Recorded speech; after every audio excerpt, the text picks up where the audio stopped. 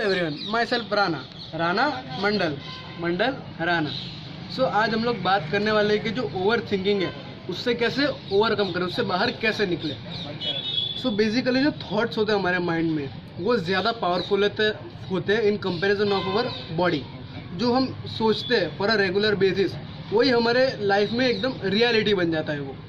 सो जो वर्ल्ड के most successful person है उन लोगों ने ये फील किया है और अपनी बुक में लिखा भी है कि हम लोग किसी चीज़ के बारे में अगर ज़्यादा सोचते हैं फॉर अ लॉन्ग टाइम तो वो धीरे धीरे हमारी लाइफ में ऐसा फ्रेम होता जाता है। फिर हम उस थॉट के बेसिस पे चलते हैं, हम उस फेक वर्ल्ड में रह जाते हैं, हमारे रियल लाइफ में हम लोग आ नहीं पाते। बट उनमें और हमारे बीच में क्या डिफरेंस है कि वो लोग इससे हार्नेस हो जाते हैं, वो लोग निकल पाते हैं इससे, बट हम लोग नहीं निकल पाते। तो सबसे पहले ये जानते हैं कि ओवर थिंकिंग होती क्या है, उसका असली मीनिंग क्या है। तो ओवर थिंकिंग मतलब क्या कि हम लोग किसी चीज़ के बारे में सोच रहे for a long time on consistent basis, तो वो ओवर थिंकिंग होता है। किसी चीज़ को एकदम डीप में एनालाइज कर लिया, उसके बारे में ही सोचते रह गए, उसे ओवर थिंकिंग कहते हैं। सो ये टाइम कब आता है कि ओवर थिंकिंग होनी चाहिए, कब होता है ये कि जब हम कोई डिसीजन ले रहे हों या फिर हमारे सामने दो ऑप्शन हो कि ये चुनो या ये चुनो, तब हमें ओवर थिंकिंग करनी पड़ती है। बट हम लोग ओवर थिंकिंग कुछ ज़्यादा ही ऐसा ओवर कर देते हैं कि फिर जो हमारे माइंड में जो थॉट्स है हम लोग उससे बाहर नहीं निकल पाते, वो हमारे माइंड पूरा हमको कंट्रोल करने लगता है। बट कुछ लोग इससे कट ऑफ हो जाते हैं, बट हम लोग नहीं हो पाते। तो वो कैसे होंगे वो मैं आपको आगे वीडियो में बताऊँगा।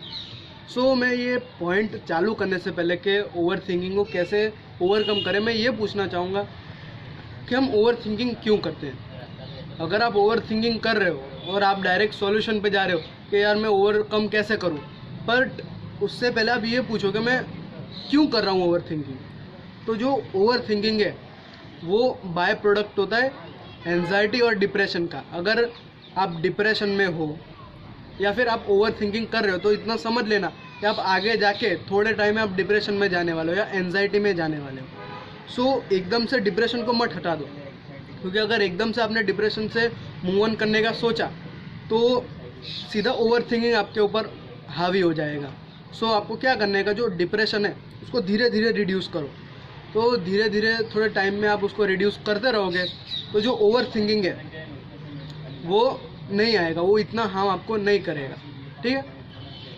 सो अब स्टार्ट करते हैं कि ओवर थिंकिंग हम लोग ओवरकम कैसे करें उससे। तो सबसे पहला है मैनेज योर स्टोरी। आपकी जो स्टोरी उसको आप मैनेज करना सीखो। कैसे? हम खुद को क्या करते हैं, हमको पूरी लाइफ के थ्रू हमको एक स्टोरी सुनाते रहते हैं कि यार अब मैं ये करूँगा, अब मैं वो करूँगा, ये अब मैं ये करूँगा। बट हमको ये सोचना है कि हम जो स्टोरी खुद को सुनाते हैं हम उससे मोटिवेट होते हैं या वो हमें होल्ड बैक करता है, हम उससे डाउन जा रहे हैं, हमारे सक्सेस की तरफ नहीं जा पा रहे। हमको ये सोचना है। सो स्टोरी कुछ अच्छे जो ओवर थिंकर्स होते हैं वो जनरली अपने आप से यही सवाल पूछते हैं कि मैं पूरी दुनिया से लड़ रहा हूँ, मेरे सामने ही सारी प्रॉब्लम्स आ रही है। वो उनके दिमाग में यही होता है। तो उन लोगों ने अपनी एक फेक वर्ल्ड बना ली है। वो लोग उसमें यही सोच रहे हैं कि सारी प्रॉब्लम मेरे बाजू आ रही है, सारी तरफ मेरी आ रही है। तो उन लोगों ने अपनी स्टोरी कुछ ऐसी बना ली। तो हम अगर हमारी स्टोरी चेंज कर दें, अगर हम हमारी स्टोरी चेंज करें तो हमारी लाइफ चेंज होगी क्या नहीं। एग्जाम्पल के थ्रू लेते हैं कि जैसे हमसे क्वेश्चन किया कि जो क्वेश्चन ओवर थिंकर्स के दिमाग में आता है कि पूरी दुनिया की प्रॉब्लम मेरे में आ रही है, वो मतलब हमने स्टोरी में कैसा खुद को विलन समझ लिया। बट अगर हम स्टोरी को चेंज करके थोड़ा हम उसमें हीरो बनने की कोशिश करें तो वो क्या होगा कि हम लोग ऐसा डायलॉग बनाएंगे कि सारी प्रॉब्लम्स मेरे तरफ आ गई, मैं उनसे ही लड़ रहा हूँ। तो हम कुछ ऐसा कर सकते हैं कि अब सारी प्रॉब्लम्स को मैंने फेस कर लिया, अब मेरे सामने कोई भी प्रॉब्लम आए मैं उसको आसानी से फेस कर लूँगा। तो हमने हमारी स्टोरी चेंज की तो हमारी लाइफ भी धीरे धीरे आपको चेंजेस उसमें दिखने मिलेंगे। ठीक है।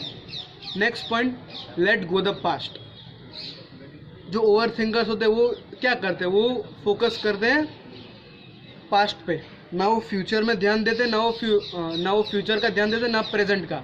वो हमेशा पास्ट में होते हैं कि यार मैंने वो कर दिया, अब मुझे पछताना पड़ेगा, अब उसकी वजह से मैं अपना फ्यूचर नहीं ब्राइट कर पाऊँगा। क्यों यार, मैं हुई नहीं कुछ, मैं हुई नहीं। बट उनको ये समझना पड़ेगा कि जो पास्ट में हो चुका है वो हो चुका है। अब हम अपने फ्यूचर को अच्छा बना सकते हैं, हम अपने फ्यूचर को अच्छा बना सकते हैं। कैसे? With the help of present. हम अपने प्रेजेंट में हार्ड वर्क करेंगे तो हमारा फ्यूचर अपने आप सुधरेगा। ये जो लेट गो द पास्ट, उसका एकदम रियल मीनिंग है क्या? एकदम सिंपल वर्ड्स में अगर उसको समझना है तो उसका मीनिंग क्या है कि हमने जो हमारे पास्ट में जो गलत काम किए, बैड डिसीजंस लिए, गलत काम किए, उनको भूल जाओ। वो हो गया, हम उसको अब चेंज नहीं कर सकते, बट हम हमारे फ्यूचर को तो सुधार सकते हैं with the help of our present. हम लोग प्रेजेंट में हार्ड वर्क करेंगे तो हमारा फ्यूचर अपने आप सुधर जाएगा। जो हम लोग पहले पास्ट की वजह से दूसरों पे गुस्सा करते थे कि यार मैं नहीं कर पाऊंगा, बोला ना तेरे को नहीं कर पाऊंगा, बट वो माफ़ कर दो उसको। जिस पे हम लोग गुस्सा होते थे उसको माफ़ कर दो। जो हमारे दुश्मन है माफ़ कर दो उनको, और आपकी स्टोरी धीरे धीरे आप खुद समझने लगोगे कि ये मेरी स्टोरी है, then your life will be change. Third point, live the moment. जिस मोमेंट में आप हो उसमें जीना सीखो। कैसे? अब एक स्विच है आपके पास, आपने उसको बंद किया है, अंधेरा, आप चले गए पास्ट के थिंकिंग में, आप चले गए फ्यूचर के थिंकिंग में। जैसे ही आपने स्विच चालू की, आप रियल में हो, आपको ऐसा लगे कि लाइट है, बस ये तो मैं यहाँ पे हूँ, मैं कहाँ फ्यूचर में जा रहा हूँ, मैं कहाँ पास्ट में जा रहा हूँ।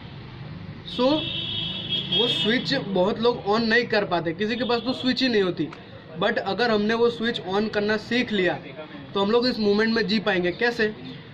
हमारे माइंड को हम लोग कंट्रोल कर सकते हैं। जो भी नेगेटिव वाइब्स है, नेगेटिव थॉट्स है, नेगेटिव इमोशन है, वो हम लोग अंदर लाने से रोक सकते हैं। अंदर है तो उसको हम लोग बाहर निकाल सकते हैं। अंदर पॉजिटिव वाइब्स, पॉजिटिव थॉट्स हम लोग अंदर भर सकते हैं। We can control our mind. तो हमको क्या करने का, वो सब अंदर भरने के। और अगर कभी आपको ऐसा लगे कि यार मैं ओवर थिंकिंग हो रहा हूँ, मैं डिप्रेशन में जा रहा हूँ, just do one thing, take one step ago, एक स्टेप आगे लो, लंबी सांस लो, आंख बंद करो और सिर्फ फोकस करो कि मैं प्रेजेंट में हूँ। फिर उसके बाद क्या? एन्जॉय। आप अपने मोमेंट में जी रहे हो। जो आपने फेक वर्ल्ड बनाई थी डिप्रेशन में, आपने उस पर फोकस नहीं किया, आपने प्रेजेंट पे फोकस किया, तो आप अपनी रियल वर्ल्ड में आ गए। आप बिलीव्स पे विश्वास मत करो। बिलीव्स अलग चीज़ है, रियलिस्टिक अलग चीज़ है। बिलीव्स पे ध्यान मत दो, और जो रियल है, रियलिस्टिक है, रहो उस पर कायम। You can live the moment and you can change your life. Fourth and last point है, ask right question yourself. जो राइट क्वेश्चन होते हैं वो आप पूछो। आप डिप्रेशन में अगर होते हो तो क्या होता है, आप यही पूछते हो कि सब मेरे से दूर जा रहे हैं, मैं अकेला रह गया। बट आप क्वेश्चन थोड़ा चेंज कर सकते हो। कैसे? कि मैंने ऐसा क्या काम किया कि मेरे जो रिलेशनशिप्स है सबके साथ, उसमें खटास आ गई, उसमें सोरनेस आ गई, क्या किया मैंने? तो उसको आप चेंज करो कि मैंने क्या किया, मैं उसको सुधार सकता हूँ। आप यही सोचते हो कि मैं गलत चीज़ कर रहा हूँ, गलत लोगों के साथ घूम रहा हूँ। बट आप ये क्वेश्चन अपने आप से कर सकते हो कि मेरे अंदर से ऐसी कौन सी एनर्जी निकल रही है कि सारे नेगेटिव लोग हैं वो मेरी तरफ अट्रैक्ट हो रहे हैं, मैं नेगेटिव लोगों से अट्रैक्ट हो रहा हूँ, क्यों? तो एक एनर्जी आप उनसे खुद से क्वेश्चन पूछ सकते हो कि मेरे से ऐसी कौन सी एनर्जी निकल रही है कि मैं नेगेटिव पर्सन के साथ जुड़ रहा हूँ, मैं पॉजिटिव है जो लोग, जो अच्छे लोग हैं, मैं उनके साथ नहीं जुड़ पा रहा, क्यों? तो आप राइट क्वेश्चन आप पूछ सकते हो। ये जो 4 चीज़ें मैंने आपको कही, वो आप अगर अपनी लाइफ में ऑब्जर्व करते हो, आप उसको अगर उतारते हो, आप जो ओवर थिंकिंग करते हो, डिप्रेशन करते हो, उससे आप निकल सकते हो। Thank you.